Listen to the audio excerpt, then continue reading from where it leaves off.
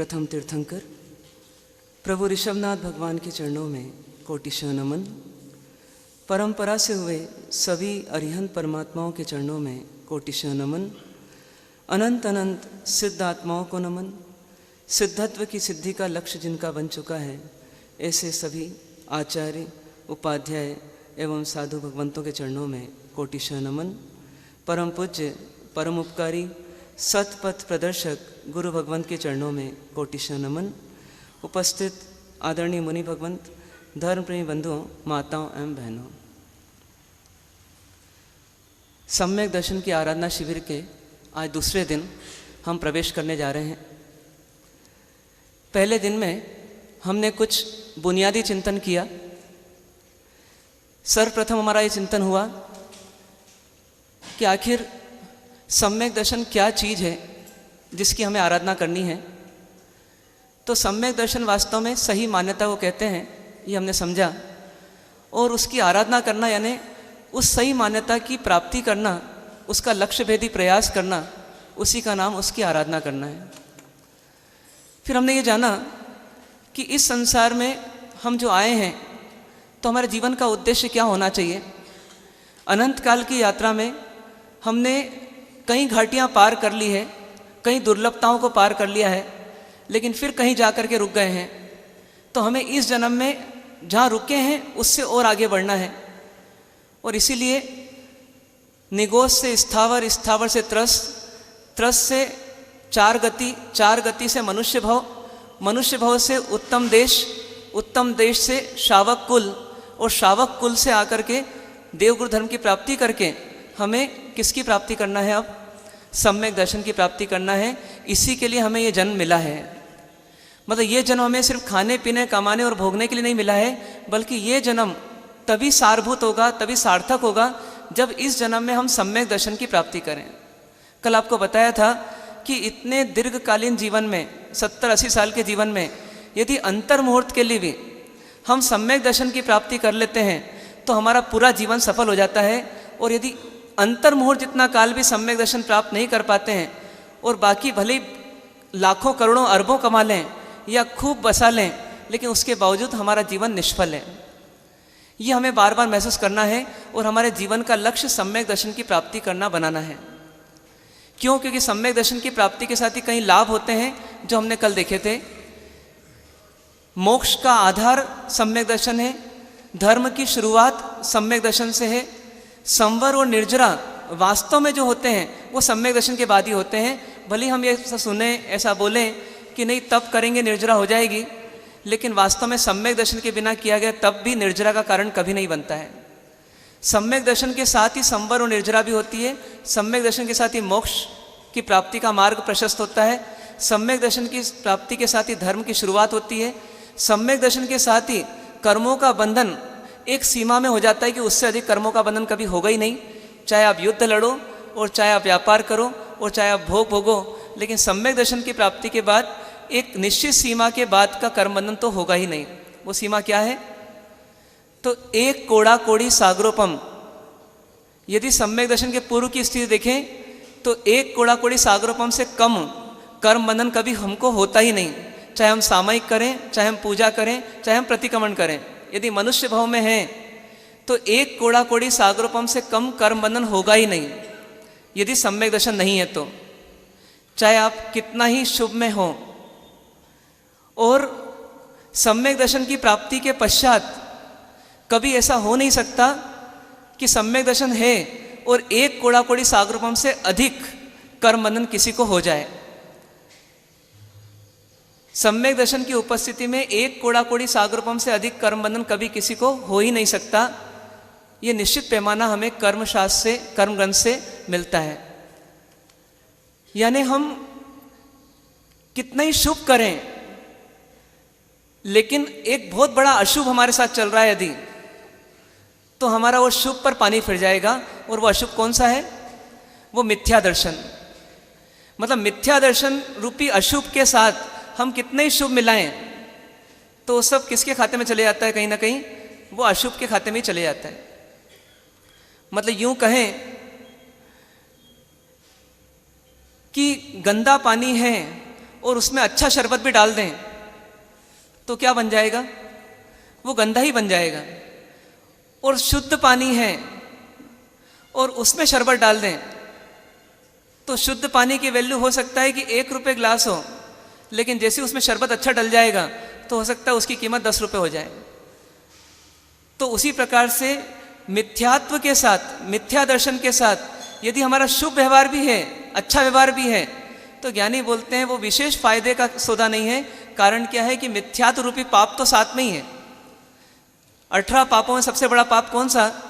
तो मिथ्यात्व है। और इस मिथ्यात्व के साथ में यदि आप क्रोध कम कर रहे हैं, मान कम कर रहे हैं, हिंसा कम कर रहे हैं, झूठ कम बोल रहे हैं, तो भी उसका फल उतना नहीं मिलेगा जितना मिलना चाहिए। इसलिए हमारा ये उद्देश्य बनना चाहिए। कल भी हमने देखा कि हमारा उद्देश्य बनना चाहिए कि हमें इस जीवन में ये सम्यक दर्शन प्राप्त कर लेंगे तो हमें लाभ ही लाभ है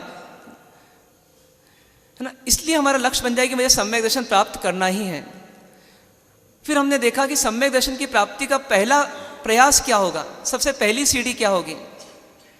तो बिना बीमारी की वेदना के डॉक्टर के पास जाते नहीं, तो उसी प्रकार से बिना कुछ अपने अंदर की कमी महसूस किए हम सम्यक दर्शन की प्राप्ति का प्रयास नहीं कर पाते। वो कमी को महसूस करना होगा हमारे को।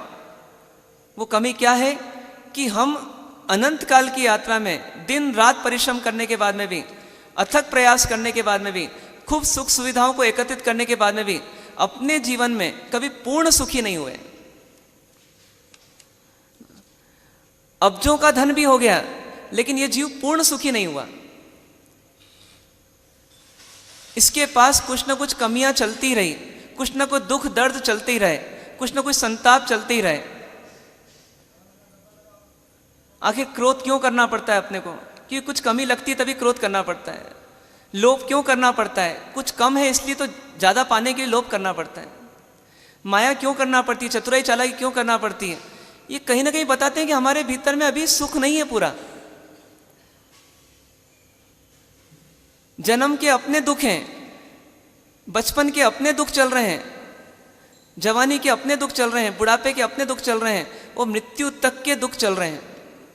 ये जीव किसी भी समय पूर्ण सुखी नहीं होता। इस बात का एहसास हमको करना ही होगा। और ऐसा नहीं कि दुख नहीं आता है, दुख आता है, लेकिन हम उस दुख को भूल जाते हैं, उस दुख को भूल जाते हैं। जो गर्भ काल में हमको पीड़ा हुई होगी वो हम बाहर आने के बाद भूल गए। जो बचपन में पीड़ा हुई, कभी कभी ऐसी स्थिति हुई कि पालने में थे, कान में दर्द हुआ लेकिन बता नहीं सकते, जबरदस्त दर्द हो रहा है, बता नहीं सकते, कोई चीज़ चुभ रही है, बता नहीं सकते, क्योंकि वो पालने में अभिव्यक्ति का साधन नहीं था, हम व्यक्त नहीं कर सकते अपनी पीड़ा को। उस दुख को भी हम भूल गए। फिर थोड़े बड़े हुए, एक खड़ा होना नहीं आता था हमारे को, तो उसके कारण कहीं पर हमारे घुटनों में चोट आई तो हम रोए भी, चलने की कोशिश की, गिर पड़े, कभी दांत टूटे और कहीं मुंह पर चोट लगी, लेकिन क्या हुआ, उस समय तो रोए, चिल्लाए, चीखे, लेकिन बाद में क्या हो गया, भूल गए। फिर थोड़े बड़े हुए, पहली बार जब स्कूल गए तब उस समय रोए, खूब रोए, माँ मुझे नहीं जाना, पिता मुझे नहीं जाना, लेकिन उसके बाद जाना पड़ा। रोते रोते उन्होंने विदा किया, लेकिन हम उस दुख को भी क्या हुआ, भूल गए। फिर बचपन पूरा भय में बीतता है। सबसे बड़ी बीमारी बचपन की क्या है, भय की है। कोई डांट देगा, कोई डपट देगा, कोई चिल्लाएगा, कोई टोकेगा, कोई रोकेगा, कुछ गलती नहीं हो जाए, होमवर्क नहीं करके गए, टीचर डांटेंगी, ये सब भय से हम भयभीत रहे। एग्ज़ाम होगी, रिजल्ट आएगा, भय चलता रहा, लेकिन उस भय को भी क्या हुआ, समय के साथ साथ भूल गए। फिर जवानी आई, अरे मेरा क्या होगा, मेरा करियर का क्या होगा, मैं ये एग्ज़ाम क्लियर कर पाऊंगा कि नहीं कर पाऊंगा, पास हो गए, अब आगे की एग्ज़ाम पास कर पाऊंगा कि नहीं कर पाऊंगा, हमेशा ये भय चलता रहा। फिर थोड़े और बड़े हुए, मैं अपने पाँव पर खड़ा हो पाऊंगा कि नहीं हो पाऊंगा, बिजनेस में सेटल हो पाऊंगा कि नहीं हो पाऊंगा। जनरेशन गैप की प्रॉब्लम्स चलती रही, पिताई से नहीं पटी, माताई से नहीं पटी, ससुर जी से नहीं पटी, सासू जी से नहीं पटी। उस समय नहीं पटी तो कई बार विचार आया, क्या करूं, खुदकुशी कर लूं, ऐसा कर लूं, वैसा कर लूं। ये भी क्या हुआ, समय के साथ ये जीव फिर भूल गया। फिर उसके बाद थोड़े बड़े हुए, फिर सबका भार आया, बुजुर्गों का भार, बच्चों का भार, पत्नी का भार, पति का भार, व्यवहार निभाने का भार, मन नहीं मानता था तो भी अपनी ड्यूटी है, करना पड़ेगी करना पड़ेगी, करते रहे। उस दुख को भी क्या हुआ, भूल गए। फिर थोड़े बड़े हुए, कई व्यापार में कोई संघर्ष करना पड़ा, पार्टनरशिप टूट गई, ग्राहक ने पेमेंट नहीं दिया, माल बराबर नहीं आया, बीच में अटक गया, माल डूब गया, ये सब प्रॉब्लम्स चलती रही, इसको भी क्या हुआ, भूल गए। कभी घर में गैस खत्म हो गई, कभी शक्कर नहीं है, कभी कुछ प्रॉब्लम, कभी कुछ प्रॉब्लम, उस प्रॉब्लम को भी क्या हो गया, भूल गए। फिर थोड़े और बड़े हुए, बेटी की शादी नहीं हो रही, बेटे की शादी नहीं हो रही, शादी हो गई तो ससुराल में पट नहीं रही, बेटी वापस आ गई, ससुरालों से संघर्ष करो, उसको भी क्या हुआ, ये जीव फिर भूल गया। फिर आगे बढ़ा, शरीर में प्रॉब्लम आई, दुख आया, डॉक्टर ने कहा शायद आपको अटैक आया है, आप जांच करवाओ, कुछ नहीं निकला, फिर भूल गए। निकला तो उसका दुख दर्द चला कुछ समय तक, बाईपास करवा लिया, फिर उस दुख को भूल गए। पर वो जो बाईपास करवाया उस समय जो दुखी हुए उसको भूल गए। ऐसे ही क्रम चलता रहता है। एक अपेक्षा से दुनिया बोलती है अच्छी चीज है ये, दुख को भूल ही जाना चाहिए। बात सही है आपकी। कई लोगों को ये प्रश्न उठ रहा होगा कि एक प्रश्न भी आया था बीच में कि हमको दुखी क्यों कर रहे हो मार साहब आप, हम सुखी होने के लिए आए हैं तो हमको दुख याद क्यों दिला रहे हो आप। तो दुख याद दिलाने के लिए दुख याद नहीं दिलाया जा रहा है, वास्तव में हम इस संसार में अपने फॉर्मूलों से बहुत जी लिए। अब हमें एक निर्णय करना है कि मेरे फॉर्मूले इनसफिशिएंट हैं, मेरे फॉर्मूले गलत हैं, इसीलिए मुझे पक्का सुख, पूर्ण सुख नहीं मिला।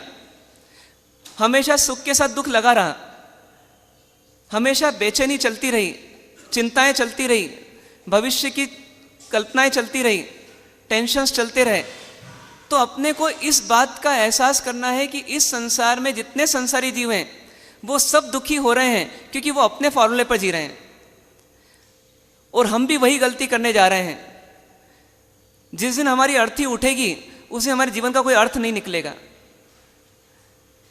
इसलिए हमें इस बात का एहसास करना है कि देखो अपने फॉर्मूले से बहुत जी लिए, अब किसके फॉर्मूले से जी लें, अब देव गुरु और धर्म के फॉर्मूले से जी लें। उसका एहसास करने के लिए कि हमको देव गुरु धर्म की नितांत आवश्यकता है, क्योंकि वही ऐसे व्यक्तित्व हैं जो इस संसार में दुखी नहीं है। कल उसका चिंतन भी हमने किया था। तो उस चिंतन तक पहुंचने के लिए कि हमारी आस्था के केंद्र कौन बन जाए, देव गुरु और धर्म बन जाए। हमें लगे कि मैं अपने फॉर्मूले से नहीं जीऊंगा, अब किसके फॉर्मूलों को जानना है, मुझे देव गुरु धर्म के फॉर्मूलों को जानना है, उनके सिद्धांतों से मुझे जीना है। इतनी भीतर में एक तड़प आ जाए, इतनी भीतर में एक पुकार हो, अंदर की आवाज़ निकले कि नहीं अपने फॉर्मूले से नहीं जीना। अब जैसा वो बोल रहे हैं, जितना वो बोल रहे हैं, जो वो बोल रहे हैं उसको समझना है, और समझ करके यदि सही है तो स्वीकारना है, और स्वीकार करके फिर उस पर जीना है। इतनी आस्था अपने को करना है। उसके लिए हमारा पहला प्रयास ये है कि हम ये स्वीकार करें कि मैं अपने फॉर्मूले जीते हुए आज तक इस संसार में पूर्ण सुखी नहीं हुआ। अब इसकी अगली स्टेप क्या, इसकी अगली स्टेप क्या, तो बिल्कुल शॉर्ट में पहले समझ लें, फिर इसकी डिटेलिंग में जाते हैं अपन। पॉइंट नंबर 1 जो था कल, अनाई जीवे अनाई जीवस्य भवे अनाई जीवस्य कर्म संजोग निवृत्तिये, ये 3 पॉइंट्स थे। यानी क्या था, अनादि से जीव है, अनादि से जीव का भव भ्रमण है, और अनादि जीव का कर्म का संयोग भी चल रहा है। ये 3 सत्य इस संसार के हैं जो परमात्मा ने सबसे पहले बताए। इन 3 सिद्धांतों को जानकर के परमात्मा ने स्टेप नंबर 2 दी। स्टेप नंबर 2 में ये बताया कि ये कर्म का जो संयोग है ये हमें क्या देता है, तो 3 चीज़ें देता है। ये क्या है, ये दुख रूप है, मतलब ये हमें दुख देता है। ज्ञानावर्णी अपना दुख देता है, दर्शनावर्णी अपना दुख देता है, मोहनी अपना दुख देता है, आयुष अपना दुख देता है, नाम गोत्र कर्म अंतराय ये सब अपने अपने दुख देते हैं। ये हमको एहसास करना। किसी को आँख नहीं मिली, ये दुख है कि सुख है, ये दुख है। क्यों नहीं मिली, ज्ञानावर्णी कर्म का उदय आया। किसी को रोग आता है, बार बार निरोगता का एहसास नहीं कर पाता है, कंटिन्यूस रोग ही रोग चलता रहता है। ये रोग क्यों है, वेदनी कर्म का उदय आ गया, असाता वेदनी कर्म का उदय। किसी को जवानी में जाना पड़ा, आयुष कर्म का उदय आ गया।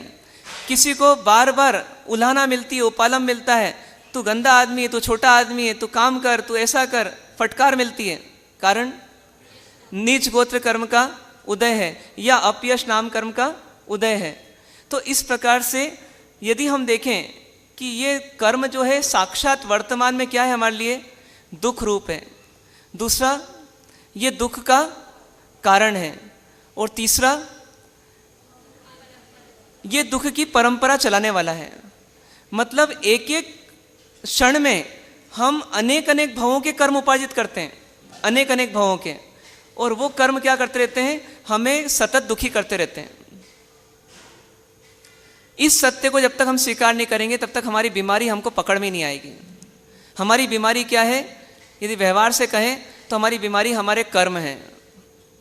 ये कर्म रूपी इन्फेक्शन जो हमको हुआ है, उसी के कारण से हमको संसार में वर्तमान में बेचैनी है, अनिश्चिंतता है, और आगामी भाव में भी है और भाव में भी है। ये तीन हमारे को दुख चल रहे हैं, वर्तमान का दुख, अगले भव का दुख और फिर भव का दुख। वर्तमान का शारीरिक दुख, वर्तमान का मानसिक दुख और वर्तमान का संयोगजन्य दुख, ये सतत चल रहा है। अब जब इससे निकलना है तो थर्ड स्टेप आई कि इससे कैसे मुक्त होंगे, ये कर्म रूपी बीमारी के लिए हमको क्या उपचार करना पड़ेगा। तो बोलते हैं थर्ड स्टेप में कि शुद्ध धर्म की प्राप्ति, शुद्ध धर्म की प्राप्ति, जिसकी आज से अपनों को चर्चा करना है। मतलब यदि हमें इन दुखों से मुक्त होना है तो हमें किसकी प्राप्ति करना पड़ेगी, शुद्ध धर्म की प्राप्ति करना पड़ेगी। धर्म ही नहीं, धर्म कैसा होना चाहिए, शुद्ध धर्म होना चाहिए। शुद्ध धर्म क्या होगा, तो एक ऐसा व्यवहार जिसमें हम अज्ञान से ज्ञान की ओर आए, अज्ञान से ज्ञान की ओर आए, मिथ्यात्व से सम्यक्त की ओर आए, और असंयम से संयम की ओर जाएं। मतलब शुद्ध धर्म किसे बोलेंगे कि जिसके अंतर्गत हमारा अज्ञान दूर हो और हम ज्ञान की ओर बढ़ जाएं, हमारा मिथ्यात्व दूर हो और हम सम्यक दर्शन की ओर बढ़ें, और हमारा असंयम अमर्यादित कार्य खत्म हो और हम संयम में आ जाएं। शुद्ध धर्म इसको बोलते हैं। हम रोज जब स्वस्तिक करते हैं ना तो क्या बोलते हैं, दर्शन ज्ञान चारित्र न आराधनती सार सिद्ध शिलानी ऊपरे हो मुझ वास श्रीकार। मतलब ये दर्शन ज्ञान चारित्र, यही शुद्ध धर्म की आराधना है। शुद्ध धर्म क्या है, तो गलत दर्शन को सही दर्शन में बदलना, उसी का नाम है सम्यक्त की प्राप्ति करना। गलत ज्ञान को सही ज्ञान में लाना, इसी का नाम है ज्ञान की आराधना करना या सम्यक ज्ञान की प्राप्ति करना। और असंयम से संयम में आना, यही क्या है वास्तव में, चारित्र की आराधना करना। मतलब हमें क्या करना है वास्तव में, हमें दर्शन ज्ञान चारित्र को सही करना है। क्योंकि ये तीन ही हमारी गलतियां हैं और इनको हमको सुधारना है, और इसी का नाम शुद्ध धर्म है। इसका मतलब अब देखिए वापस कल वाली बात कि शुद्ध धर्म किसी गच्छ की बपोती नहीं है, किसी मत की बपोती नहीं है, किसी गुरु की बपोती नहीं है, किसी वेश की बपोती नहीं है, किसी स्थान की बपोती नहीं है। शुद्ध धर्म जो है वो वास्तव में बाहर की चीज नहीं है, वो तो भीतर की चीज है, जिससे हमारा अज्ञान दूर हो, जिससे हमारा असंयम दूर हो, जिससे हमारी दृष्टि सही हो जाए। वो सब क्या है, वो शुद्ध धर्म के साधन है।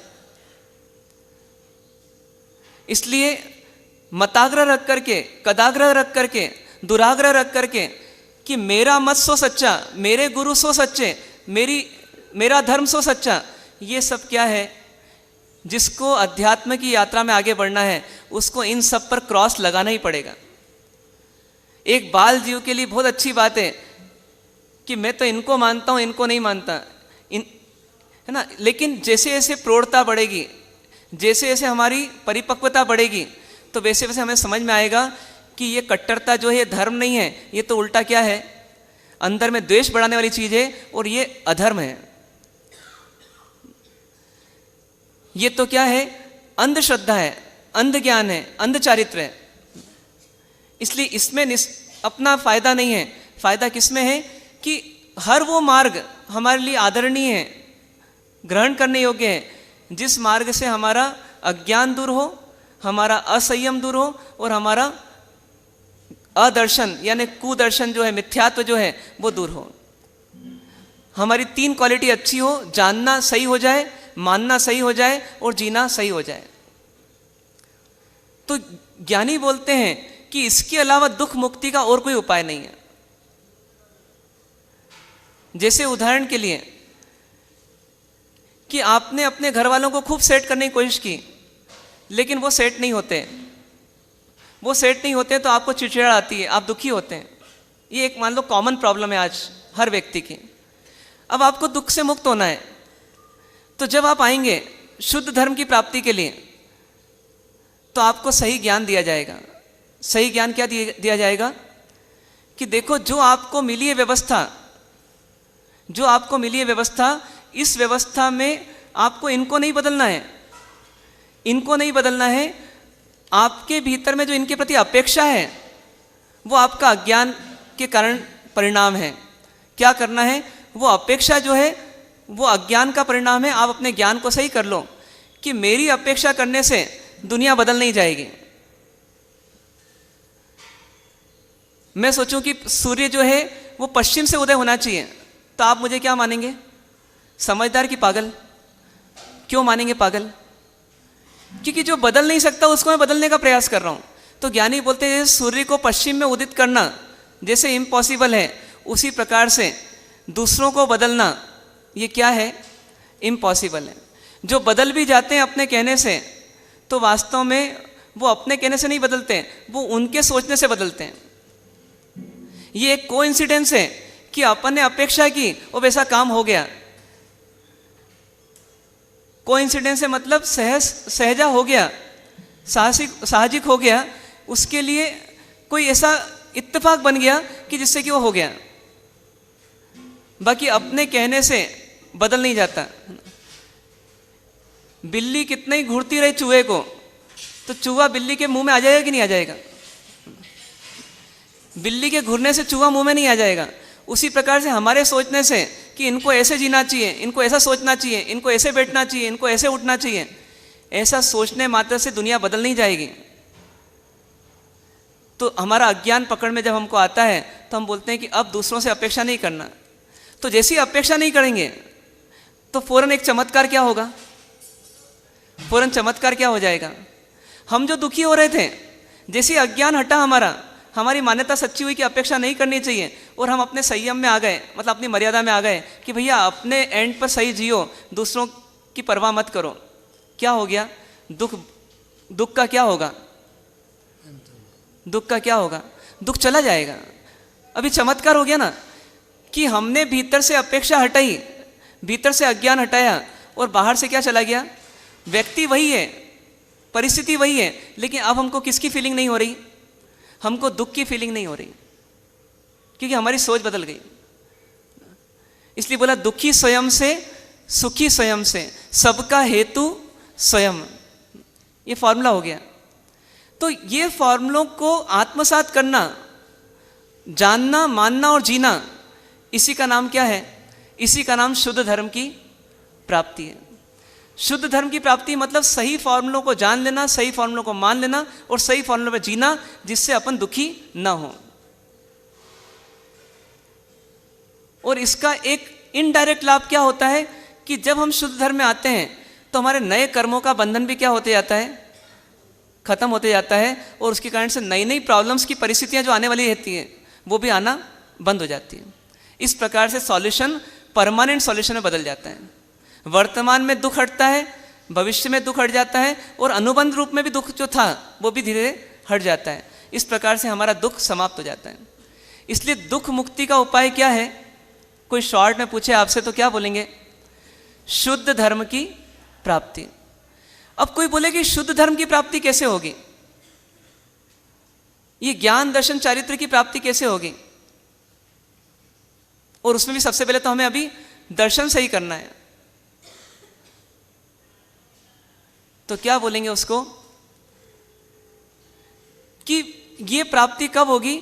जब मोह हटेगा। स्टेप नंबर 4 क्या है कि शुद्ध धर्म की प्राप्ति कब होगी? जब मोह हटेगा।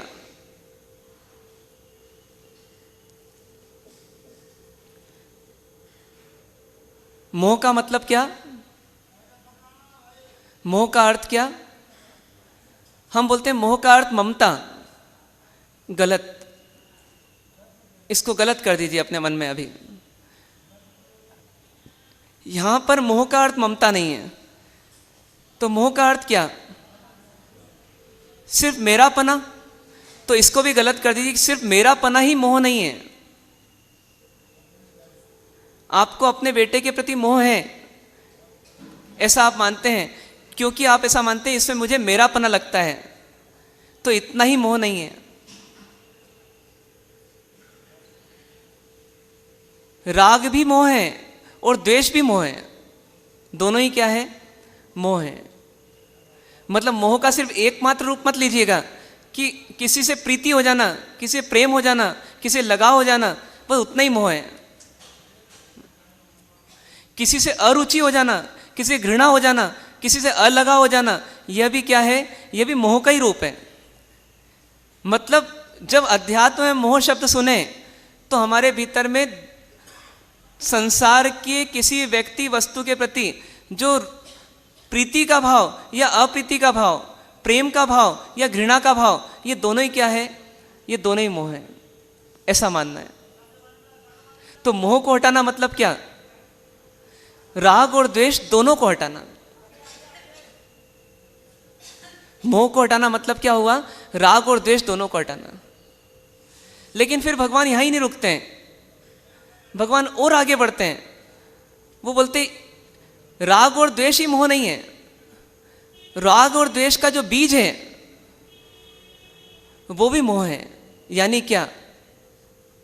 तो मोह के फिर 2 पार्ट कर दिए गए। मोह के फिर 2 पार्ट किए गए। मिथ्यात्व भी मोह है और कषाय भी मोह है। मिथ्यात्व भी मोह है और कषाय भी मोह है। मिथ्यात्व के 2 रूप, मोह के 2 रूप। यानी सही को गलत मानना और गलत को सही मानना, यह भी क्या है? यह भी मोह है। और कषाय करना मतलब क्या हुआ? क्रोध, मान, माया, लोभ, ये कषाय करना कहलाता है। मतलब राग द्वेष करना कषाय कहलाता है। क्योंकि माया और लोभ क्या है? वो राग के ही 2 रूप हैं। और क्रोध और मान क्या है? वो द्वेष के ही 2 रूप हैं। तो यदि अपन बोले कषाय मोह है, तो कषाय में गर्भित क्या हो गया? तो क्रोध, मान, माया, लोभ, ये चारों ही क्या हो गए? ये कषाय हैं। और इसमें राग और द्वेष दोनों का सम्मिलन हो ही गया। इस प्रकार से यदि मोह को देखें अपन, मोह को समझें अपन, तो मोह के 2 रूप हैं। मिथ्यात्व भी मोह है और कषाय भी मोह है। तो सही ज्ञान, सही दर्शन, सही चारित्र कब आएगा? जब ये दोनों मोह हटेंगे। कौन से दोनों मोह? मिथ्यात्व और कषाय।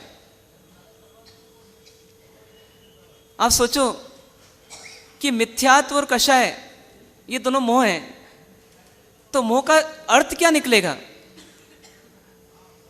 मोह का अर्थ है भ्रम। मोह शब्द का अर्थ क्या है? भ्रम। तो 2 तरह के भ्रम हमारे अंदर हो गए। कौन कौन से? एक तो मिथ्यात्व का भ्रम है। मिथ्यात्व का भ्रम क्या बताता है हमारे को? सही को गलत मनवाता है, वो गलत को सही मनवाता है। इसको भी क्या बोला ज्ञानियों ने? ये भी एक प्रकार का भ्रम है।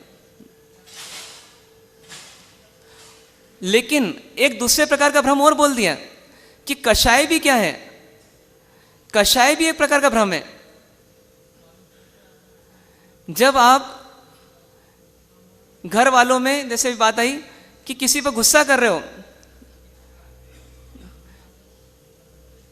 कि तुम सुबह उठते क्यों नहीं हो समय पर, तो समय पर, अब वो कषाय आ रही है, अपने क्रोध आ रहा है। ये क्रोध भी क्या है, ज्ञानी बोलते हैं ये भी भ्रम में जी रहा है व्यक्ति। क्यों भ्रम में जी रहा है? अब है तो उसका दर्शनावर्णी कर्म का उदय है और ये समझ नहीं पा रहा है, और ये उससे अपेक्षा करके क्या कर रहा है, उससे क्रोध कर रहा है। मतलब कषाय करना भी एक प्रकार का भ्रम में ही जीना है, और गलत मानना ये भी क्या है, भ्रम में जीना है। इसलिए मोह के कितने रूप हो गए? 2 रूप हो गए। शॉर्ट में वापस सोचें, सबसे पहले हमने क्या सोचा कि सही ज्ञान, सही दर्शन और सही चारित्र, यही शुद्ध धर्म की प्राप्ति है। लेकिन इसके लिए कारण क्या बनेगा? स्टेप नंबर 4 कि मोह हटेगा। जो ये बताया आपको, मोह हटेगा तो हमारा सही ज्ञान, सही दर्शन और सही चारित्र होगा। लेकिन मोह क्या चीज हो गई? मोह यानी भ्रम, मोह यानी भ्रम। और इस भ्रम के कितने रूप हो गए? 2 रूप। कौन कौन से? मिथ्यात्व और कषाय। गलत मानना ये भी भ्रम है, और गलत जीना ये भी भ्रम है। गलत मानना यही भ्रम है, और गलत जीना यही भ्रम है। मैं मानता हूं कि शरीर मेरा है और मुझे शरीर से राग आ रहा है, निलाने का, धुलाने का, खिलाने का, पिलाने का। तो बताइए इसमें मेरे मोह किस प्रकार से है? मेरा मोह है क्या इसमें शरीर के प्रति? है या नहीं है? तो किस प्रकार से है? तो टाइप नंबर 1 देखेंगे तो क्या बोलेंगे? टाइप नंबर 1 क्या है? राग नहीं। 2 बताए ना आपको, एक मिथ्यात्व और दूसरा कषाय। तो पहला प्रकार क्या हो गया? मिथ्यात्व। तो इसमें मेरा कुछ मिथ्यात्व है क्या? जो मेरा नहीं है उसको मेरा मान रहा हूं। ये शरीर मेरा नहीं है वास्तव में, ये शरीर इस जन्म में मिला है और इस जन्म में छूट जाएगा। फिर भी मेरा मानना ये क्या है? ये मोह नंबर 1 है, मतलब मिथ्यात्व है। इसको भ्रम बोलेंगे या नहीं बोलेंगे? जो मेरा नहीं उसको मेरा मानना। और दूसरा, इसी में मोह दूसरा कौन सा है? कषाय। कौन सी कषाय चल रही है? राग रूप कषाय चल रही है। क्या राग चल रहा है? शरीर को निलाना है, शरीर को खिलाना है, शरीर को तंदुरुस्त रखना है। ये जो इच्छा चल रही है इसको क्या बोलेंगे? ये कषाय चल रही है। और ये कषाय भी क्या है? मोह का ही एक रूप है। ये भी भ्रम है। जो मेरा नहीं है उसको मेरा मानना ही गलती है, और फिर मेरा मानने के बाद फिर उसके बाद इसको निलाना, खिलाना, पिलाना, ये दूसरी गलती है। तो क्या हो गया? 2 प्रकार के भ्रम हमारे अंदर चल रहे हैं। और उदाहरण लीजिए, रोटी गरम गरम मिलना चाहिए, कड़क मिलना चाहिए। कड़क रोटी अच्छी लगती है, ऐसी भीतर में मान्यता है कि कड़क रोटी से आनंद आता है, और इसलिए कड़क रोटी खाने का राग आ रहा है। तो इसमें मोह कैसे आया? कड़क रोटी आनंद देती है ऐसी मान्यता, ये क्या है? ये मिथ्यात्व है, मतलब झूठी मान्यता है। कड़क रोटी आनंद देती है ऐसा हमारी कल्पना है अंदर में, वास्तव में वास्तविकता नहीं है ये। कड़क रोटी यदि आनंद देती है तो फिर हम हर व्यक्ति को आनंद मिलना चाहिए। पर किसी को नरम रोटी अच्छी लगती है। किसी बुजुर्ग व्यक्ति से पूछें कैसी चाहिए? भैया नरम नरम चाहिए। तो ये कड़क रोटी आनंद देती है, ये मान्यता बन चुकी है हमारी। तो ये क्या है? ये मिथ्यात्व का एक रूप है, क्योंकि जो जैसा है उसको वैसा नहीं मान रहे हैं। कड़क रोटी मात्र रोटी का एक प्रकार है, पर वो अच्छी और बुरी नहीं है, लेकिन हमने उसको अच्छा बुरा मान लिया। ये क्या है? ये मिथ्यात्व है। और दूसरा, अब जब कड़क रोटी सुख देती है, आनंद देती है, ये मान्यता बन गई, तो फिर खाने के समय किसका राग आ रहा है? कड़क रोटी का। तो ये कड़क रोटी का जो राग आ रहा है, इच्छा हो रही कड़क रोटी मिले, ये क्या हो गई? ये कषाय हो गई, ये लोभ हो गया एक तरह का। कड़क रोटी मिले मुझे, तो लोभ क्या हो गया? कषाय का एक रूप। तो ये क्या हो गया, ये भी मोह का ही एक रूप हो गया। तो ऐसे हमारी हर प्रवृत्ति में क्या चल रहा होगा, सुबह से लेकर शाम तक मोह चल रहा है, मोह चल रहा है। उस मोह के दोनों रूप चल रहे हैं या एक रूप चल रहा है, दोनों रूप चल रहे हैं सतत। टीवी से सुख मिलता है कि नहीं मिलता, क्या मानते हैं, टीवी से सुख मिलता है या नहीं मिलता? अभी टीवी छोड़ने की बात नहीं आ रही, पर मानते क्या हैं, जब जब एंटरटेनमेंट की आवश्यकता पड़े तो अपने पास एक साधन है। कौन सा साधन है? टीवी।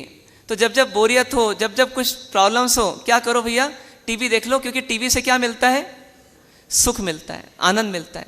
ये टीवी से आनंद मिलता है, ऐसा भीतर में हमको लगता है या हम सिर्फ बोलते हैं? लगता है, अंदर अंदर लगता है। ये लगना ही क्या है, ये भीतर में बता रहा है कि ये मान्यता बनी हुई है। ये मान्यता है, मतलब ये क्या है, ये मिथ्यात्व है। क्यों मिथ्यात्व है? क्योंकि टीवी से ही आनंद मिलता होता तो 30 साल पहले, 40 साल पहले टीवी नहीं थी तो सबको सुसाइड कर लेना चाहिए था, संसार के सब प्राणियों को, दुख से इतना दुखी होकर के कि भैया टीवी नहीं है, अपने आविष्कार ही नहीं हुआ टीवी का, खुदकुशी कर लो। पर ऐसा नहीं है। और जितने साधु संत हैं उनका तो काम ही नहीं चलना चाहिए, लेकिन ऐसा नहीं है। ये हमारी सिर्फ एक मान्यता है। ये मान्यता क्यों पैदा हो गई? क्योंकि भ्रम पैदा हो गया। इसलिए मोह को बहुत हल्के में नहीं लेना अपने को। सिर्फ बेटे से मोह है, पत्नी से मोह है, पति से मोह है, इतना ही मोह नहीं है हमारा। हमारे भीतर में जो संसार के प्रति गलत मान्यता बनी हुई है, ये सबसे बड़ा मोह है। संसार से सुख है और संसार से दुख है, ये सबसे बड़ा मोह है। इसको बोलेंगे मिथ्यात्व का मोह है। संसार में सुख बुद्धि, शरीर में सुख बुद्धि। तो मोह के दो रूप हो गए, कौन कौन से? मिथ्यात्व और कषाय।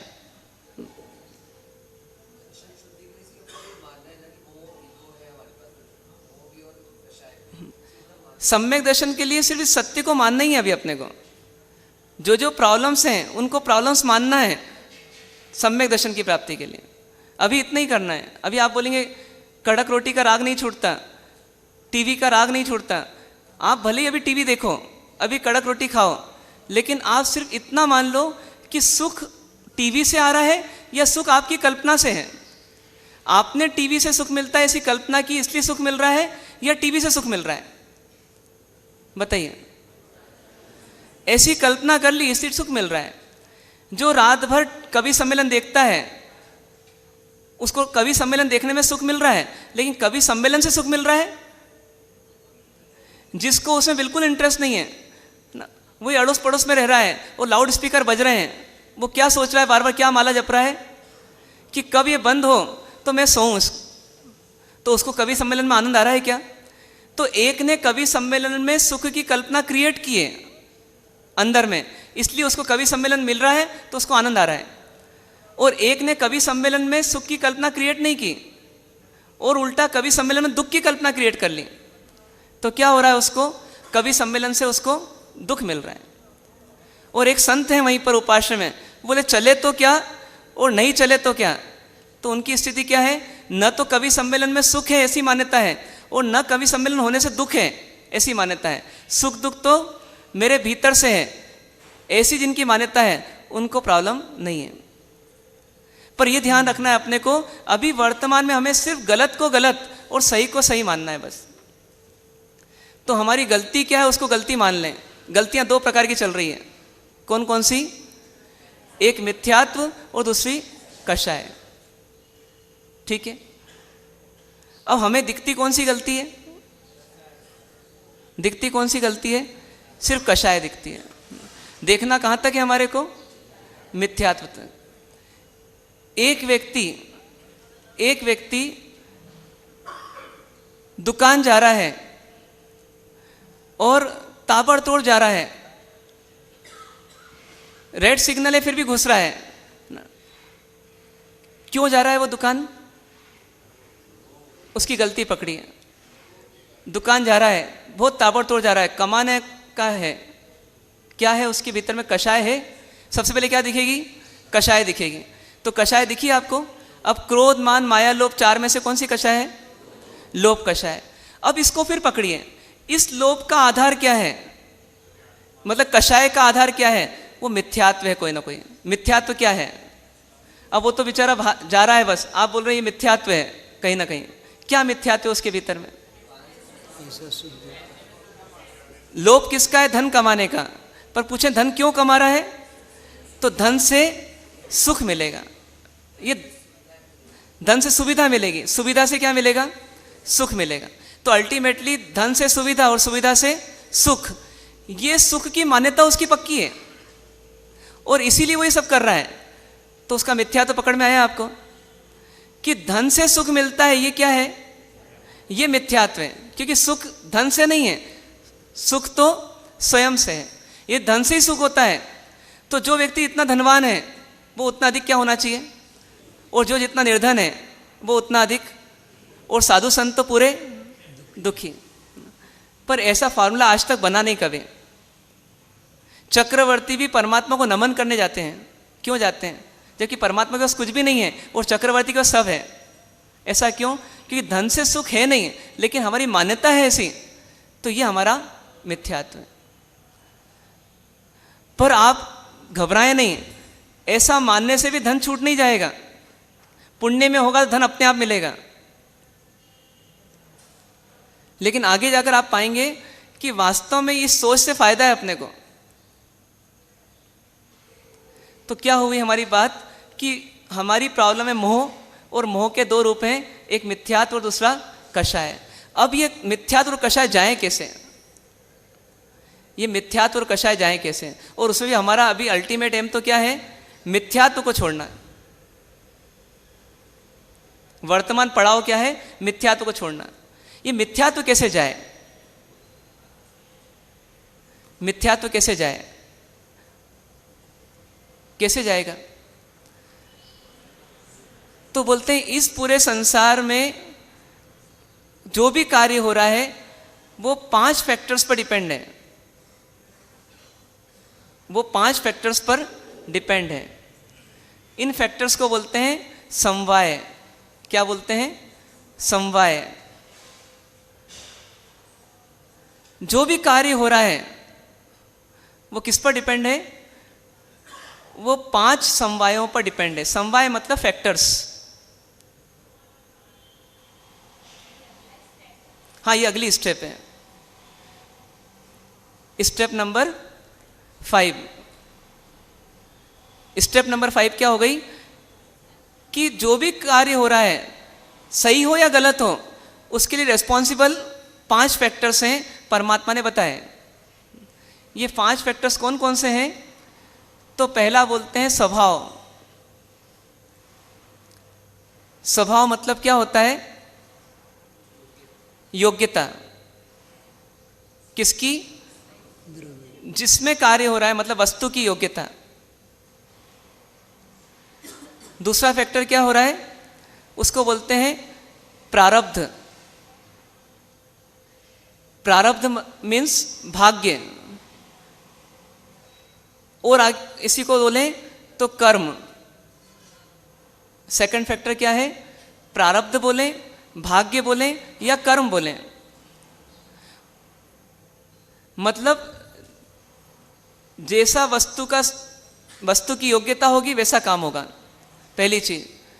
दूसरी चीज, जैसा भाग्य होगा वो भी एक फैक्टर बनेगा किसी कार्य के होने में। थर्ड फैक्टर क्या है, उसको बोलते हैं काल।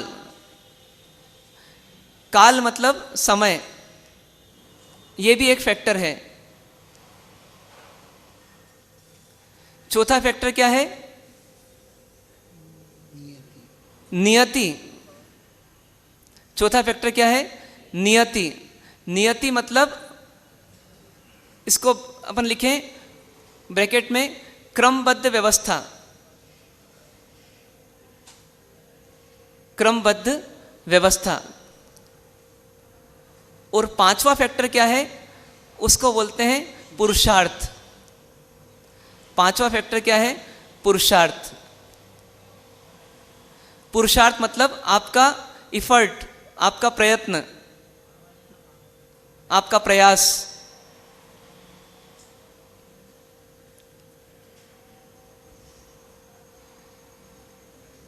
जैसे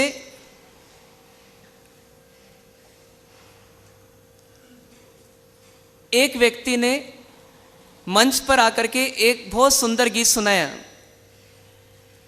बहुत सुंदर गीत सुनाया। अब इसमें ये पांचों फैक्टर कहीं ना कहीं काम आ रहे हैं। ये कार्य हुआ गीत सुनाने का, लेकिन इसमें 5 फैक्टर्स रिस्पॉन्सिबल हैं। जैसे पहला फैक्टर कि उसकी ऐसी योग्यता का होना, यदि योग्यता ही नहीं होती तो गीत सुना ही नहीं सकता था।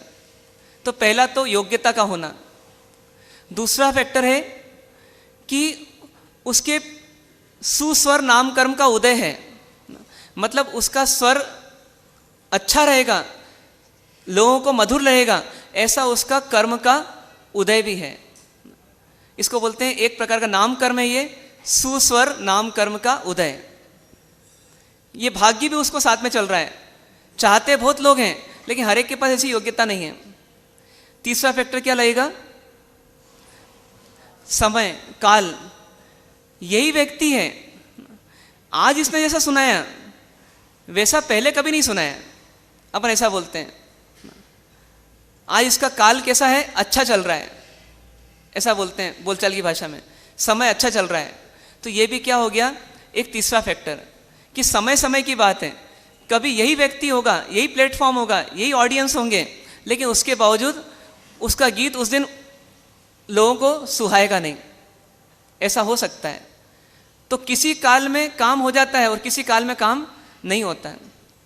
आम चाहते हैं हर साल हर समय, लेकिन कभी किसी साल आते हैं और किसी साल नहीं आते हैं किसी पेड़ पर, और गर्मी में आते हैं और ठंड में नहीं आते हैं। तो ये क्या है? आम का पकने का एक काल है। तो ऐसे कैसे वो गीत सुनाने का अपना एक काल था, मधुर गीत सुनाने का, तो उस समय वो काल आया तो सुनाने में अच्छा लगा। और चौथा फैक्टर क्या है? नियति। मतलब ये उसकी एक होनहार थी, एक क्रमिक व्यवस्था थी कि जिसके तहत वो वर्तमान में आज अच्छा गा पाया। यदि वो एक होनहार नहीं होती तो भी काम उसका नहीं होता। और पांचवा फैक्टर क्या है? पुरुषार्थ, कि उसने खूब रियाज की ना, खूब प्रैक्टिस की। जो पुरुषार्थ किया उसने, उसके परिणाम स्वरूप उसको आज क्या मिला? एक अच्छा गाने का अवसर मिल गया। यदि प्रैक्टिस नहीं करता तो भी काम नहीं होता। ऐसे 5 फैक्टर्स हर कार्य में काम आ रहे हैं। हमारी गड़बड़ कहाँ हो जाती है कि हम में से कोई किसी फैक्टर को पकड़ लेता है और उसके आगे जीता रहता है, कभी कोई दूसरा फैक्टर को पकड़ लेता है। जैसे कुछ लोग क्या करते हैं कि घर में खूब क्लेश है, खूब सुनना पड़ता है अपने को, तो अपन क्या बोलते हैं? मेरे तो पाप कर्म का उदय है। पर ऐसा कह करके अपने आप को, लेकिन उस समय ये नहीं देख रहे हैं कि मैं भी तो लड़ने का पुरुषार्थ कर रहा हूँ, मैं भी तो क्रोध का पुरुषार्थ कर रहा हूँ, इसलिए भी तो मैं दुखी हो रहा हूँ। ये नहीं मान पाते। मतलब उस समय क्या करते हैं? भाग्य को दोषी ठहरा देते हैं कि मेरा भाग्य ऐसा है कि मेरे को ऐसे लोग मिले जो हमेशा लड़ाई झगड़े करते रहते हैं। लेकिन ये नहीं देखते कि मेरा क्रोध भी तो उस समय मुझ पर हावी हो रहा है, मतलब मैं क्रोध भी तो कर रहा हूँ, उस समय क्रोध का पुरुषार्थ भी तो कर रहा हूँ। तो ऐसे हम क्या करते हैं? कभी किसी फैक्टर को मुख्य कर देते हैं, कभी किसी फैक्टर को, और अपने आप को सही राह से दूर कर लेते हैं।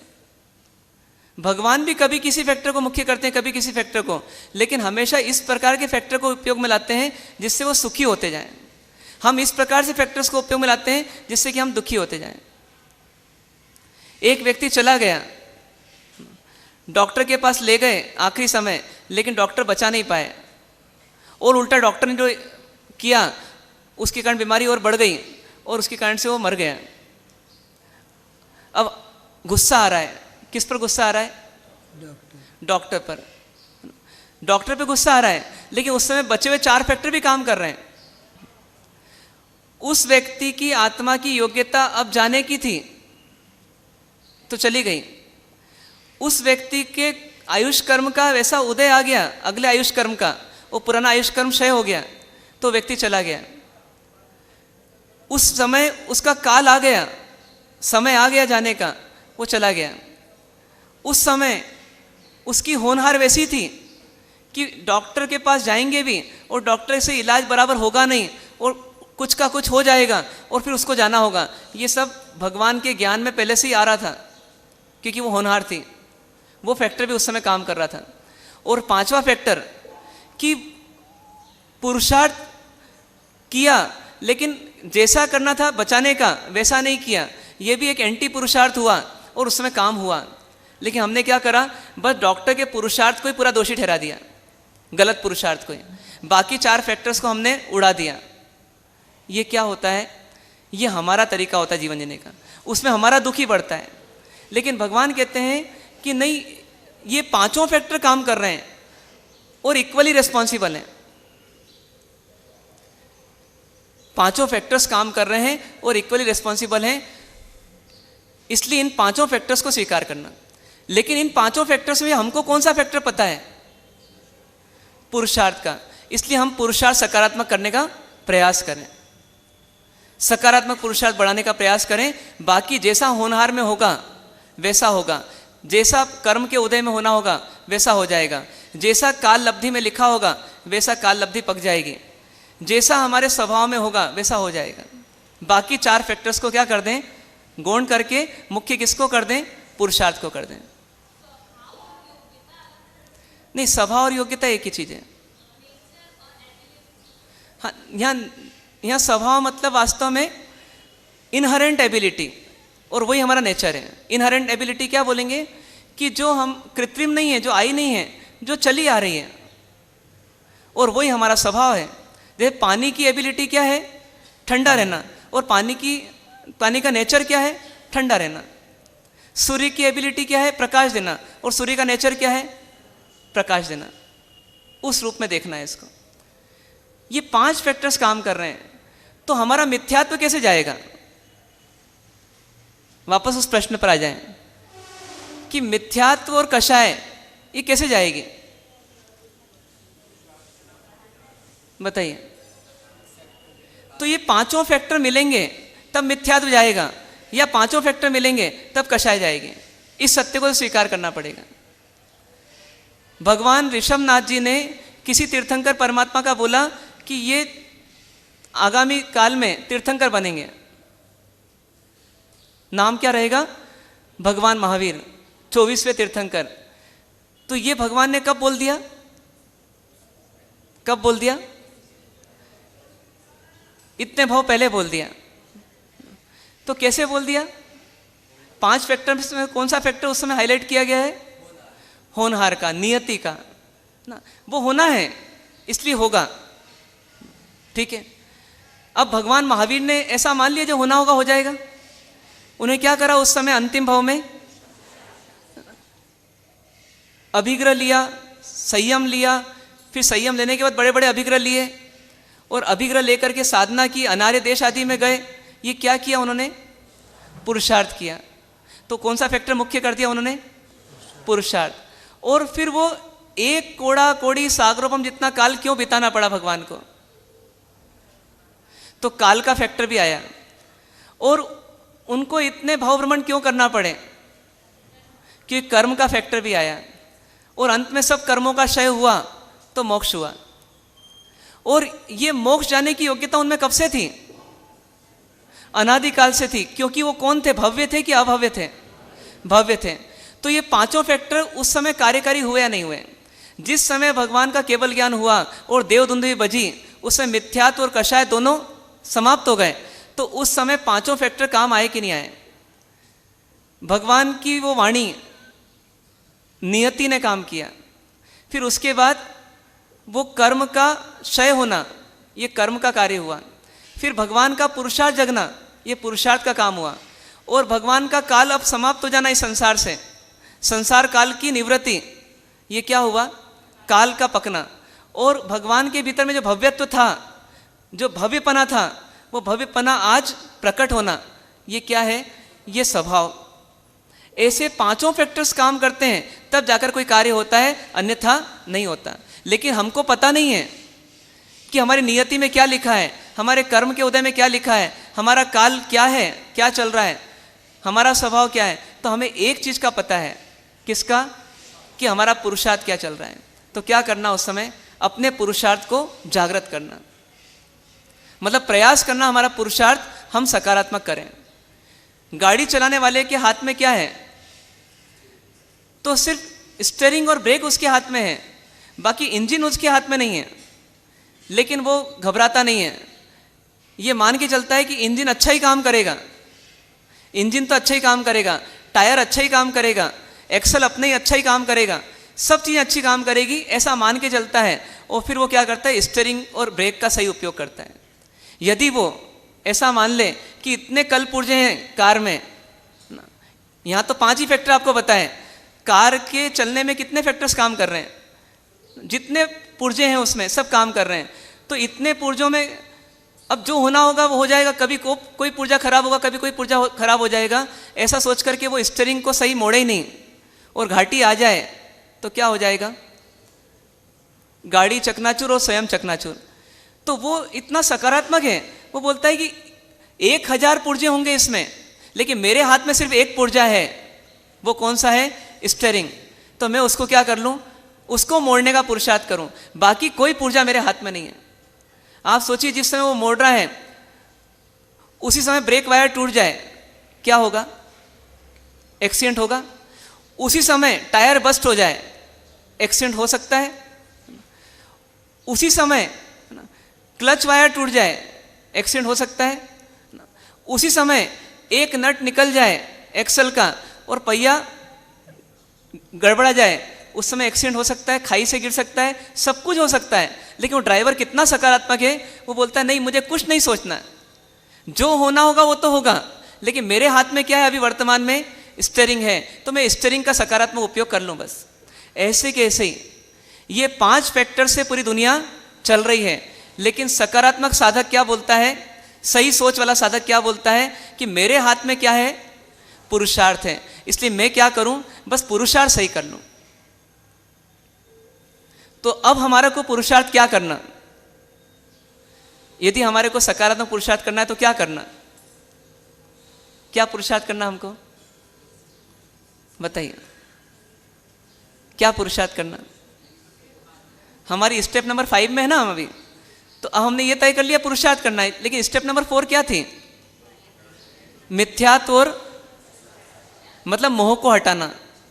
तो हमारा पुरुषार्थ किस में चलना चाहिए, तो हमें कभी ये नहीं सोचना कि मेरे पुण्य कर्म का योग होगा तो मैं मंदिर चले जाऊंगा, मेरे पुण्य कर्म का योग होगा तो मेरे संयम ले लूंगा, मेरा पुण्य कर्म का योग होगा तो मेरा मिथ्या दूर हो जाएगा, ऐसा नहीं मानना। अपने को क्या करना, अपना पुरुषार्थ सकारात्मक करना। जैसे अभी आप आ रहे हैं, तो आप क्यों आ पाए यहाँ पर, कई लोग बोल रहे हैं कि हमारे भाग्य में नहीं है, कई लोग क्या बोलते हैं हमारे भाग्य में नहीं है। भाग्य में नहीं, आपको कैसे पता पड़ा, किसी को कैसे पता पड़ेगा मेरे भाग्य में नहीं है। तो पुरुषार्थ करें और फिर परिणाम नहीं आए तो मान ले चलो भाग्य में नहीं था, नियति में नहीं था, लेकिन पुरुषार्थ ही करने का प्रयास नहीं है। मन में तो है बहाना और बाहर क्या बोल रहा है कि पुण्य नहीं है, तो ये क्या हो जाएगा, ये गलत सोच हो जाएगी। आप बोलेंगे महाराज साहब क्या करें, हमारे पुण्य में नहीं था इसलिए हम नहीं आए, क्योंकि ग्राहकी बहुत तेज चल रही है। तो ग्राहकी चल रही है, ये भी आपका एक उदय है, और देवगुरु धर्म का सहयोग मिलना ये भी एक उदय है, दोनों ही उदय हैं। तो सिलेक्ट कौन सा करना, ये आपके किस पर डिपेंड करेगा, पुरुषार्थ पर डिपेंड करेगा। तो आपने सिलेक्ट करने का प्रयास किया क्या, ये नहीं किया तो हम ये बहाना बना रहे हैं। तो ऐसे ही ये जीव क्या करता है, संसार में तो पुरुषार्थ को मुख्य कर देता है, और आत्म कल्याण के कार्य में क्या करता है, 4 फैक्टर्स को मुख्य कर देता है। गलती कहाँ चल रही है हमारी अनादि से, ये भी एक बहुत बड़ा मिथ्यात्व है हमारा, कि हम क्या करते हैं, संसार में तो पुरुषार्थ को तीव्र करते हैं। भैया दुकान पे ताला तो लगाऊंगा ही, फिर भले ही चोरी हो जाए तो अलग बात है, पर मेरा काम है ताला लगाना, मेरा काम है कैमरा लगाना, मेरा काम है सायरन लगाना, फिर जो होना होगा हो जाएगा। लाइट चली गई और कैमरे ने काम ही नहीं किया, बैटरी बैकअप खत्म हो गया, कैमरे ने काम नहीं किया, वो ठीक है, लेकिन मेरा काम है कि मेरा अपनी तरफ से जितना पुख्ता काम कर सकूं उतना करूं। तो जैसी ईमानदारी से हम संसार के प्रति पुरुषार्थ लगाते हैं, उसी ईमानदारी से किस में लगाना, किस में लगाना, अपने मोह को हटाने में लगाना। करेंगे ऐसा।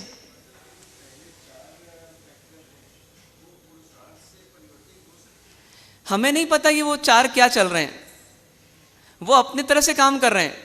हमको तो एकमात्र पुरुषार्थ दिख रहा है, इसलिए हम अपना पुरुषार्थ सही रखें। मतलब स्टीयरिंग से इंजन सही हो जाएगा ऐसा नहीं है, लेकिन इंजन सही होगा कि नहीं होगा हमको पता नहीं है। हमारे हाथ में स्टीयरिंग है और सामने खाई है, हमें तो क्या करना, जितना अपने हाथ में उतना सही कर लो। हमारा काम है पुरुषार्थ करना, हम पुरुषार्थ सही कर लें बस।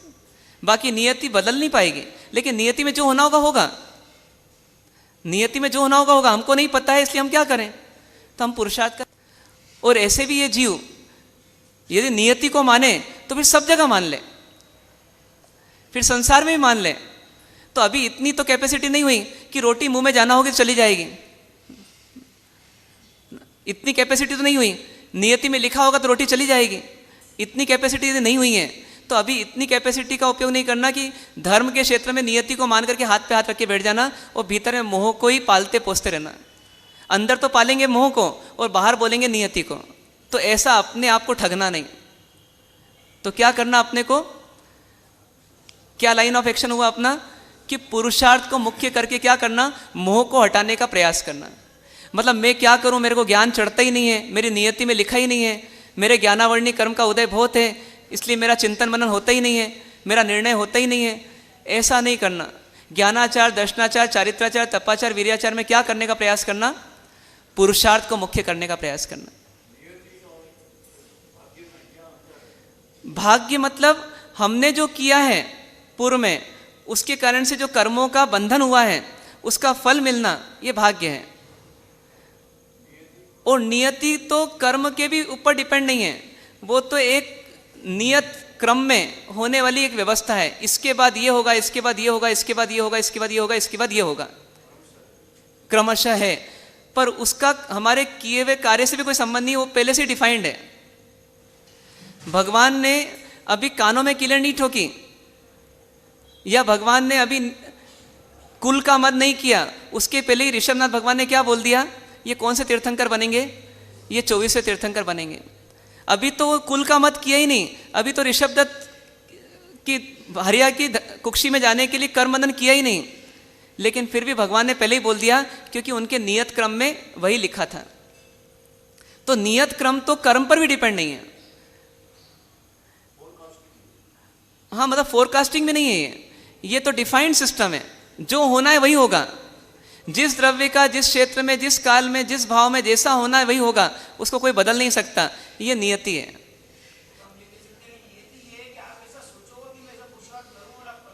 हाँ, ऐसा माने अपन। जब अपने को सकारात्मकता आएगी तो अपन पुरुषार्थ करेंगे, तो अपन उस समय ऐसा फॉर्म लगाएंगे, नियति में ऐसे ही लिखा है कि मैं पुरुषार्थ करूं धर्म का, मैं पुरुषार्थ करूं मोह को मिटाने का। अपन सकारात्मक रहेंगे, इस प्रकार से हमको चलना है। तो क्या बात है हमारी, कि स्टेप नंबर 5 में हमारा मुख्य कौन हो जाएगा, पुरुषार्थ। अब इस पुरुषार्थ से हमको करना क्या है, मोह को हटाना है। मोह को हटाना है मतलब 2 पार्ट है मोह के, मिथ्यात्व भी और कषाय भी। पहले किसको हटाना है, मिथ्यात्व को, समझ को सही करना है। अब ये जो पुरुषार्थ होगा ये कैसे आगे बढ़े। हमको लगता है ना कि देखो हम हटाना चाहते हैं मिथ्यात्व को, हम करना चाहते हैं, लेकिन होता नहीं है। ऐसा भी हमारे अंदर एक नकारात्मक सोच रहती है। जैसे कल एक बात आई थी कि स्वाध्याय करते हैं, सत्संग करते हैं, बात जचती है, लेकिन फिर भी गलती तो हो ही जाती जीने में। ऐसे हमारे भीतर में कुछ न कुछ नेगेटिविटी रहती है अंदर में, एकदम मतलब पूरा सब कुंठाओं से हट करके एकदम पुरुषार्थ करने की जागृति नहीं आती है, कुछ न कुछ नेगेटिविटी होती है। अभी जैसे आपसे कहा जाए कि ये 6 दिन आप स्वाध्याय करोगे तो कुछ चेंज आएगा कि नहीं आएगा, क्या मालूम महाराज साहब, मतलब क्या निकलता है अपने मुंह से, क्या मालूम महाराज साहब, मतलब अंदर में क्या है सोच, हाँ घर जाके तो वैसे की वैसी होना ही है महाराज साहब, बस ठीक है, मतलब कोई अंदर में उत्साह नहीं आता। तो ये उत्साह नहीं आएगा तो काम कैसे होगा। तो उसके लिए क्या बताया कि यदि हमारी योग्यता नहीं आ रही अभी, जैसा मिथ्यात्व को भेदन करने का जो पुरुषा जागृत होना चाहिए वैसा नहीं हो रहा है, जैसा श्रेणी कृष्ण आदि सत्पुरुषों का हो गया वैसा हमारा नहीं हो रहा है, जैसा गौतम स्वामी एक क्षण में टर्न हुए ऐसा नहीं हो रहा है तो घबराने की कोई ज़रूरत नहीं है। क्यों? कि ज्ञानी क्या बोलते हैं, जहाँ खड़े हैं वहीं से तो आगे बढ़ना पड़ेगा, जहाँ खड़े हैं वहीं से आगे बढ़ना पड़ेगा। तो यहाँ पर हमें 3 पॉइंट्स दिए गए कि आप अभी बड़ा पुरुषार्थ नहीं कर सकते हो, कोई बात नहीं, 3 पॉइंट्स वाला पुरुषार्थ जरूर कर लो। पहला पुरुषार्थ क्या? कि 4 की शरण में जाओ, 4 की शरण पकड़ो।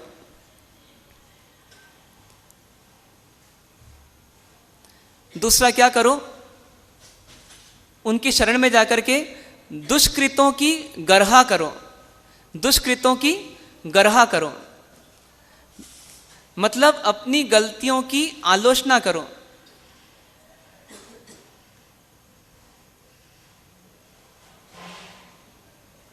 और तीसरा पॉइंट क्या है? क्या आएगा तीसरा पॉइंट? गुणी जनों के सुकृतों की अनुमोदना करो, गुणी जनों के सुकृतों की अनुमोदना करो।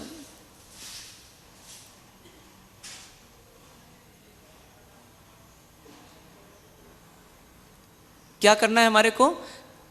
3 काम करना है बार बार। पहला काम यह करना है कि कोई बात नहीं, अभी अपन बहुत बड़ा बड़ा पुरुषार्थ नहीं कर सकते, अभी जम्बू स्वामी जैसा पुरुषार्थ नहीं कर सकते, अभी इलायची कुमार जैसा पुरुषार्थ नहीं कर सकते, अभी गस्सु कुमार जैसी सिगड़ी रखी हो और अपन समता में रह जाएं, न मिथ्यात्व है न कषाय है, ऐसी स्थिति में नहीं आ सकते। कोई बात नहीं, शुरुआत कहाँ से करो? अपने आप को अभी प्रभु बनाने की बजाय अभी क्या कर दो, अभी अपने को लघु बना दो। लघु बना दो मतलब क्या करो? 4 की शरण में अपने आप को समर्पित कर दो, 4 की शरण पकड़ लो, 4 की शरण में चले जाओ।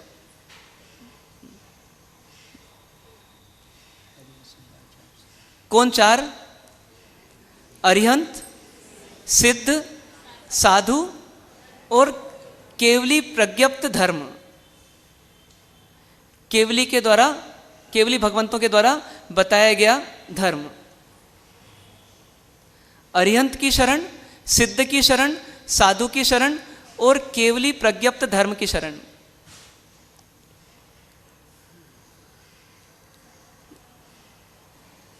कैसी होगी वो शरण?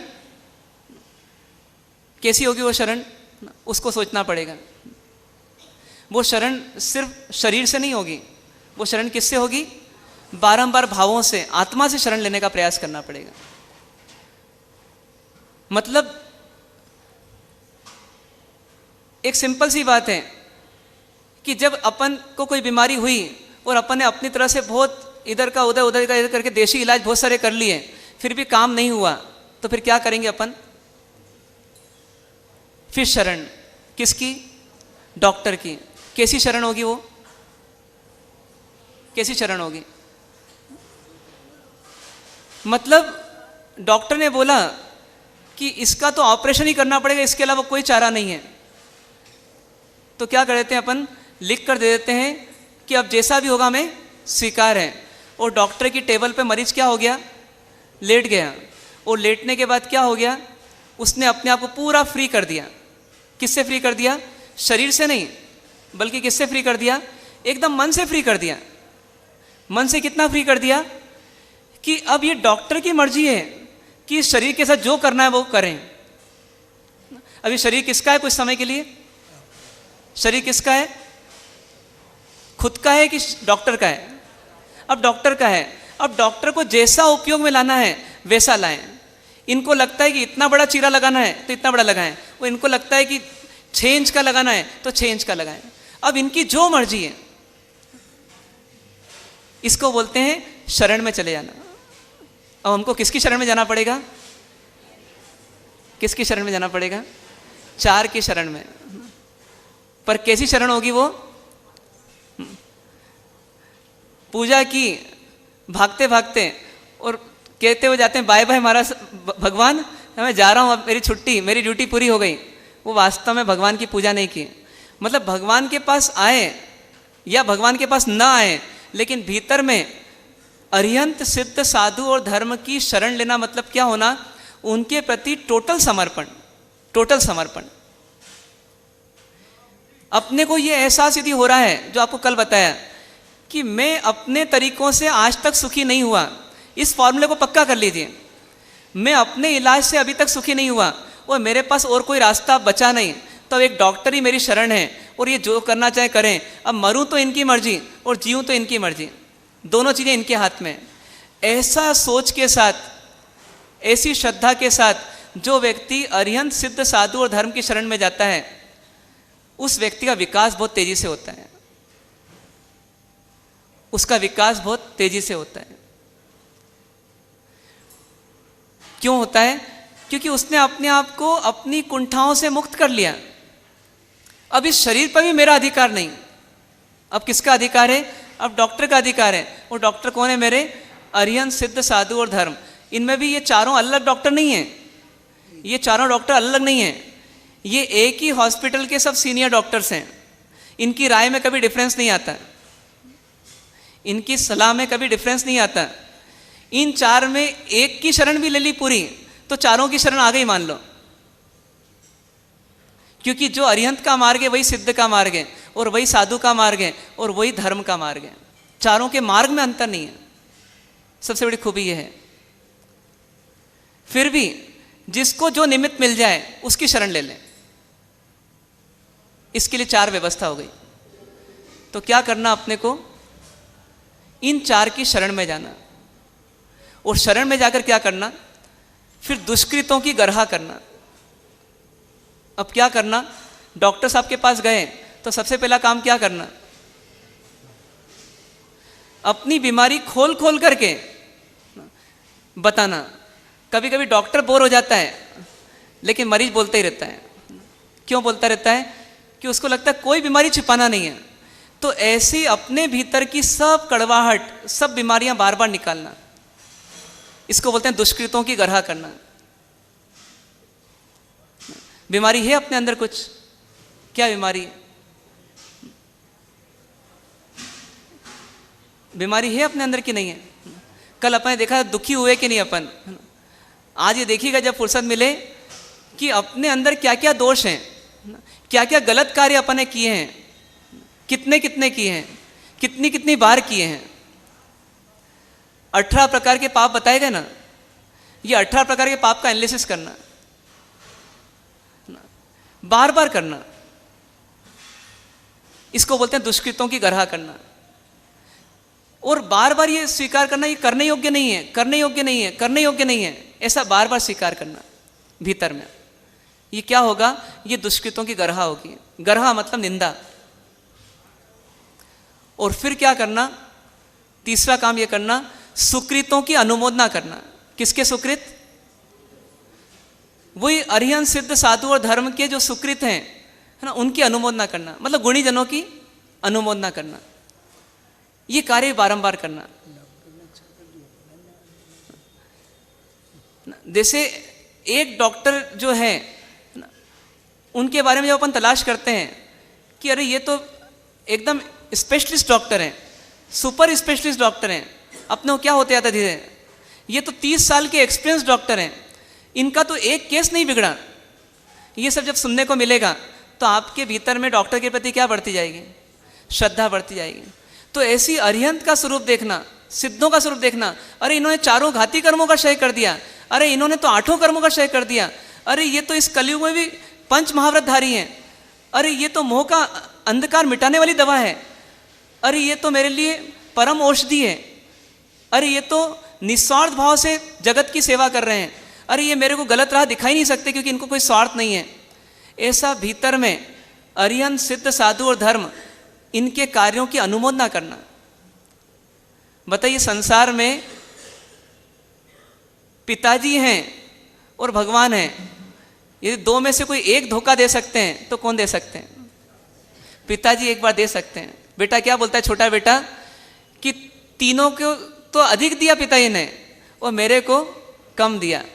ये पिताजी के बंटवारे में हो सकता है क्योंकि पिताजी भी संसारी जीव हैं, लेकिन हमारे परम पिता जो हैं वो किसी के साथ कभी धोखा कर ही नहीं सकते क्योंकि वो तो वीतरागी पुरुष हैं। वीतरागी पुरुष मतलब क्या? कि 100% भरोसे के व्यक्ति। आपको कितना ही कोई दुकानदार बोले कि मैं बिल्कुल कॉस्ट की कॉस्ट में आपको माल बेच रहा हूं, तो भी आपको विश्वास होता है कभी? क्यों नहीं होता? क्योंकि वो व्यक्ति वीतरागी नहीं है, क्योंकि उसके भीतर में स्वार्थ है, राग है कमाने का। जिसके भीतर में पड़ा हुआ है वो सही राह नहीं देगा। लेकिन वीतरागी परमात्मा यानी 100% भरोसे के व्यक्तित्व, वो कभी गलत बोलेंगे ही नहीं, किसी का गलत सोचेंगे ही नहीं, किसी का अहित सोचेंगे नहीं। तो ऐसे व्यक्ति तो अपने को मिले हैं, तो उनके प्रति क्या भाव होनी चाहिए हमारी कि अरे ऐसे व्यक्ति तो मिले हैं मुझको, संसार में कोई ऐसा नहीं है जो राग द्वेष रहित है, और ये व्यक्ति तो राग द्वेष रहित हैं, ये मुझको मिले हैं। ऐसी भावना के साथ क्या करना, उनके प्रति समर्पित हो जाना और उनके गुणों की अनुमोदना करना। तो ये 3 काम अपने को करना है। 9 बजे वाले सत्र में अपन इन 3 के बारे में चिंतन करेंगे, ठीक है? तब तक आप क्या करेंगे? क्या करेंगे? स्टेप नंबर 1 को याद रखिए। क्या थी स्टेप नंबर 1? 3 सत्य संसार के, अनादि से, बोलिए, अनादि से, अनादि जीव का और अनादि जीव का कर्म का संयोग है। ये 3 रियलिटीज हैं। ये 3 का फल क्या है? स्टेप नंबर 2, दुख मिल रहा है, दुख का फल अगले जन्म में भी मिलेगा और दुख का अनुबंध भाव भाव में मिलता रहेगा और मिलता आया है। इनको मिटाने के लिए क्या करना पड़ेगा? स्टेप नंबर 3, क्या करना पड़ेगा? शुद्ध धर्म की प्राप्ति करना पड़ेगी। वो शुद्ध धर्म क्या है? अज्ञान से ज्ञान में आना, मिथ्यात्व से सम्यक्त्व में आना और असंयम से संयम में आना। फिर इनको पाने के लिए किसी प्रॉब्लम को हमको हटाना पड़ेगा। वो प्रॉब्लम क्या है? हमारी मोह की प्रॉब्लम है ना। वो मोह जो है वो 2 प्रकार से हमारे अंदर चल रहा है। एक है मिथ्यात्व और दूसरा क्या है? कषाय। इनको हटाने के लिए क्या करना पड़ेगा? इनको कौन हटा सकते हैं? 5 समवाय मिलेंगे तो ही हटेंगे ये। वो 5 समवाय कौन कौन से हैं? स्वभाव, प्रारब्ध, काल, नियति और पुरुषार्थ। इन 5 में हमारे लिए मुख्य कौन है? पुरुषार्थ। तो हमें पुरुषार्थ अब संसार बढ़ाने का करना या मोह को मिटाने का करना? मोह को मिटाने का करना। तो इस मोह को मिटाने के लिए हमें क्या करना पड़ेगा? तो हमको अपनी आत्मा को थोड़ा नरम करना पड़ेगा। कोई चीज़ कड़क कड़क है, उसको क्या करते हैं? थोड़ा कूटते हैं, पीटते हैं, धीरे धीरे वो क्या होती है? थोड़ी नरम होती है। तो ऐसी हमारी आत्मा भी क्या हो गई? थोड़ी कठोर हो गई। इस कठोर आत्मा को थोड़ा नरम करने के लिए क्या करना पड़ेगा? 3 काम बार बार करना पड़ेंगे। एक बार से भी काम नहीं चलेगा, बारंबार करना पड़ेगा। क्या करो? अपना मान हटाओ, अपने मान कषाय हटाओ और 4 की शरण में चले जाओ। समर्पित करो बार बार अपने आप को देवगुरु धर्म के प्रति। दूसरा पॉइंट क्या आएगा? अब वहाँ जाकर के भी दूसरों के दोष मत देखो, दुनिया के दोष मत देखो।